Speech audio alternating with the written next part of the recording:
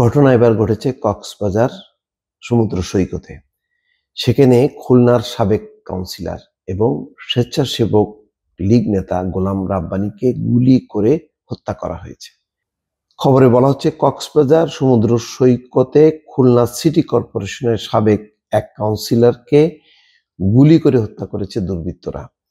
বৃহস্পতিবার রাত 9টার দিকে সমুদ্র সৈকতের সুগন্ধা পয়েন্টের কাছে এই ঘটনা ঘটে। দর্শক খেয়াল করেন, আমাদের এমনিতেই মানে কক্সবাজার সি বিচটা এত চমৎকার, এখানে বিশাল একটা সম্ভাবনার কথা বলা হয়, কিন্তু এই সি বিচটি নানা কারণে নিরাপদ না। অনেক পর্যটক এখন যেতে ভয় পান।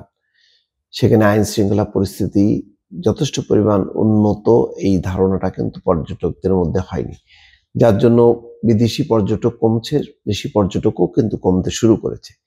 তার মধ্যে এই ধরনের ঘটনাটা, অর্থাৎ রাজনৈতিক যে পাল্টাপাল্টি শোধ প্রতিশোধ নেওয়ার ঘটনাগুলো কতদূর পর্যন্ত গড়িয়েছে যে সেখানে সি বিচ পর্যন্ত সংক্রমিত হলো, অর্থাৎ সি বিচ এলাকায় গুলি করে মারা হলো সাবেক কাউন্সিলর বা স্বেচ্ছাসেবক লীগ নেতা। এটা বোঝাই যায় যে এটা রাজনৈতিক একটা প্রতিশোধ। তো ঘটনাটা কি দাঁড়ালো যে ওই সি বিচ এলাকায় পর্যটকরা জানলো যে একজনকে গুলি করে মারা হয়েছে। এরপরে কি এইসব পয়েন্টে সি বিচ এলাকায় দেশি বা বিদেশি কোনো পর্যটকরা সহজে আসতে চাইবে? ক্ষতিটা কত দিক থেকে শুধু কল্পনা করেন, শুধু জীবন গেল না, পর্যটন ব্যবসারও কিন্তু লাল বাতি জ্বালানো হলো এই সমস্ত ঘটনার মধ্য দিয়ে। নিহতের পকেটে একটি এনআইডি কার্ড পাওয়া যায়। এনআইডিতে থাকা তথ্য মতে নিহতের নাম গোলাম রাব্বানী। তিনি খুলনা সিটি কর্পোরেশনের দৌলতপুরের দেয়ানা উত্তরপাড়া মোহাম্মদ গোলাম আকবরের ছেলে। নিহত ব্যক্তিকে উদ্ধার করে হাসপাতালে নিয়ে যাওয়া অটোরিকশা চালক আব্দুস সালাম বাবু জানান, সিগাল পয়েন্টের সামনে কাঠের ব্রিজের পাশে একটি গুলির শব্দ শুনতে পাই, কিন্তু কে মেরেছে দেখতে পাইনি। তখন চোখে পড়ে এক ব্যক্তি ঢলে পড়ছে। এরপর গুলিবিদ্ধ ব্যক্তিকে তাৎক্ষণিক উদ্ধার করে অটোরিকশায় করে হাসপাতালে নিয়ে আসি। স্থানীয় সূত্র বলছে, হাসপাতালে আনার পর পকেট থেকে জাতীয় পরিচয়পত্র দেখে নিহত ব্যক্তির পরিচয় শনাক্ত করা হয়। নিহত গোলাম রাব্বানী খুলনা মহানগর স্বেচ্ছাসেবক লীগের সহ সভাপতি। তিনি অনেক বছর ধরে কক্সবাজারে অবস্থান করে ব্যবসা বাণিজ্য করছেন। মহেশখালীতে চিংড়ি চাষের ব্যবসা রয়েছে তার।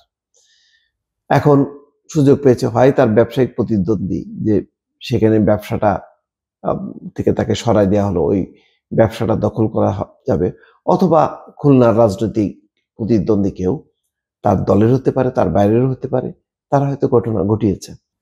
কক্সবাজার জেলা পুলিশের মুখপাত্র অতিরিক্ত পুলিশ সুপার মোহাম্মদ জসিমউদ্দিন জানান, গোলাম রাব্বানী খুলনা সিটি কর্পোরেশনের সাবেক কাউন্সিলর।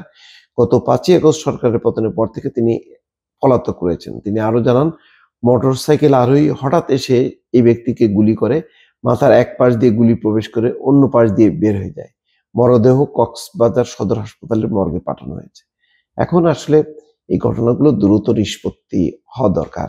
কারা এইভাবে হত্যার রাজনীতি করছে, মানুষ মারছে, এবং এমন একটা পয়েন্টে যেখানে আতঙ্ক ছড়াবে পর্যটকদের ভিতরে, দ্রুত তদন্ত এবং দোষীদের গ্রেপ্তার করাটাই এখন পুলিশের দায়িত্ব। দর্শক ভালো থাকবেন, আল্লাহ হাফেজ।